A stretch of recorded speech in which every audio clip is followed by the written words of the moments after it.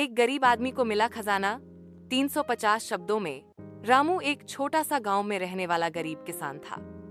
वह दिन रात मेहनत करता, लेकिन उसकी हालत कभी नहीं सुधरती। उसके पास बस एक छोटी सी झोपड़ी, थोड़ी सी जमीन और एक बूढ़ा बैल था। उसके बच्चे फटे पुराने कपड़े पहनते थे और कभी कभी उन्हें भूखा भी सोना पड़ता था।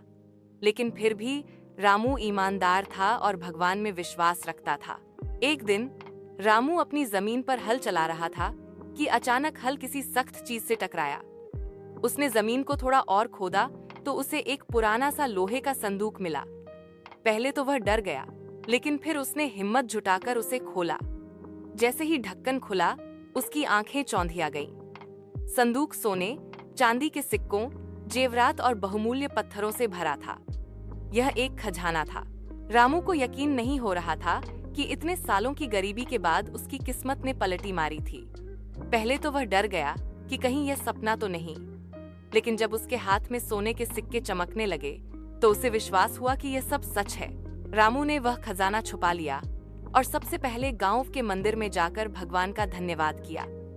फिर उसने उस धन का एक हिस्सा गांव के विकास के लिए दिया, एक स्कूल बनवाया, एक कुआं खुदवाया और अस्पताल में दवाइयां भिजवाईं। बाकी धन से उसने अपने बच्चों की पढ़ाई शुरू करवाई और खेती के लिए अच्छे औजार खरीदे। रामू अब अमीर था, लेकिन उसने अपनी सादगी और ईमानदारी नहीं छोड़ी। लोग उसकी इज्जत करने लगे, न सिर्फ इसलिए कि वह अमीर था, बल्कि इसलिए कि उसने अपनी दौलत का सही उपयोग किया। इस तरह एक गरीब आदमी की जिंदगी बदल गई, मेहनत, ईमानदारी और भगवान में विश्वास के चलते।